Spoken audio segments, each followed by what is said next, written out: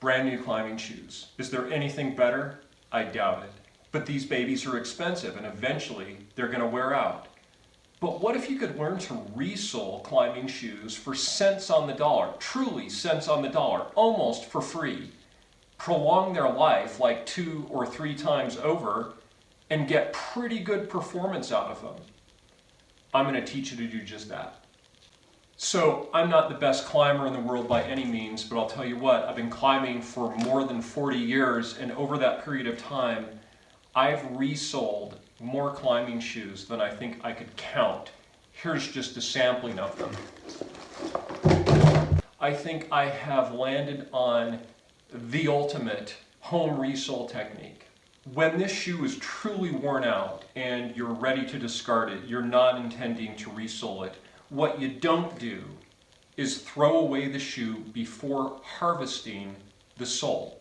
And to harvest the sole, what you're going to do is hold the shoe over a stove coil a few inches above the stove coil and let the heat loosen the glue which bonds the sole to the shoe, and then with pliers you're going to pry the sole off.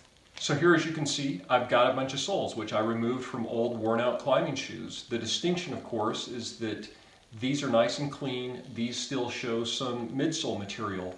What I did with these is I ran them over a sander, a belt sander. These I've not yet done that with, but I intend to do that.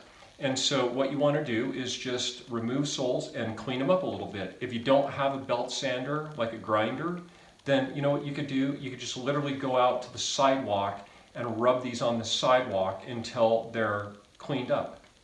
Of course, the toes of these soles are totally worn out, right? They wouldn't work for resole purposes, but as you can appreciate, what we're going to do is we're just going to flip the sole around and use the portion of the sole that was closer to the heel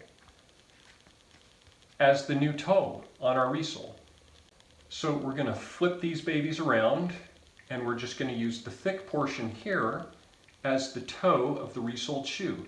And you might be asking yourself, well, gee, once we do that, you know, aren't we going to run out of material here? We're going to have insufficient material, right? No, not at all. For years and years, I always removed the sole prior to attempting a resole.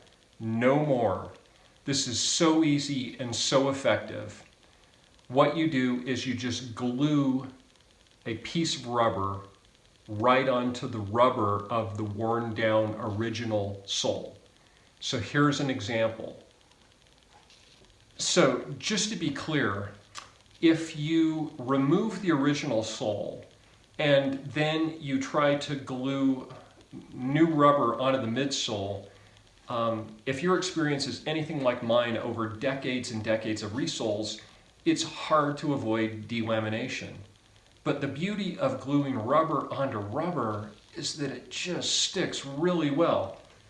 The product that I use is barge cement.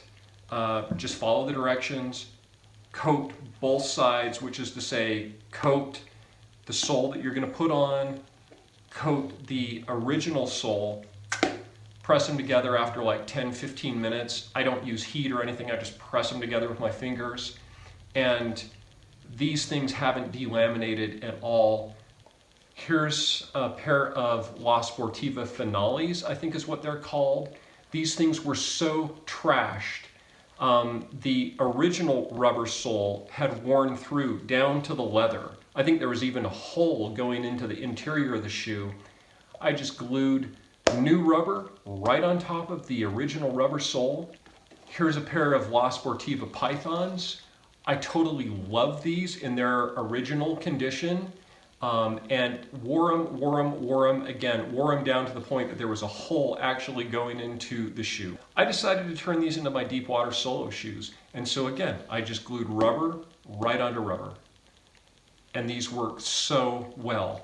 Okay, I'm not going to try to persuade anybody that they're at like 100% in terms of their performance. I think I could say with a straight face that they're at 90%. So I totally use these shoes for working projects like right up to the red point. So here, for what it's worth, maybe you can see this. I've got a shoe which is still on its original sole. I've got a shoe which has been resoled with the technique that I've described. And you can see there's just not much of a difference in terms of that bottom to top distance. And so toe into narrow pockets all day long with this thing. You're going to find that it acts just almost identical to this. If your experience is anything like mine, you're going to find that this is almost as sensitive as this. Like, it's pretty difficult to distinguish between the two. I have a project right now that I'm pretty psyched about. I totally use these to work the project. Yeah, at the time that I figure I'm about to red point, I'll bust these out. But until then, oh, I'm using these. So obviously I'm not showing you the actual process of doing the resole. You're going to put the barge cement on the sole, you're going to put the barge cement on the shoe, you're going to press them together, and they're going to look something like this. And then you're just going to take a pair of snips and cut the new sole so that it is flush with the original. Then, if you've got like a grinder, a belt sander, something like this, certainly you could, run it just to smooth the new sole in place on the shoe. If you don't have one of these, you know what you could do? You could, again, just go out to the sidewalk and rub the shoe on the sidewalk to make it nice and smooth. One word of caution, I just go easy on it so that you don't grind down the rand. You don't want to grind a hole through the rand of your shoe. Anyway, that's the technique. Try it out. When I said it costs almost nothing, I was being totally candid, right? Because really the only cost is the barge cement. You've got your rubber for free, glue it in place. Just to be clear, once you wear through the resole, you just pull the resole rubber off and you slap another sole in its place. And you just keep those things going as long as you can. All right, I hope this has been useful to somebody out there.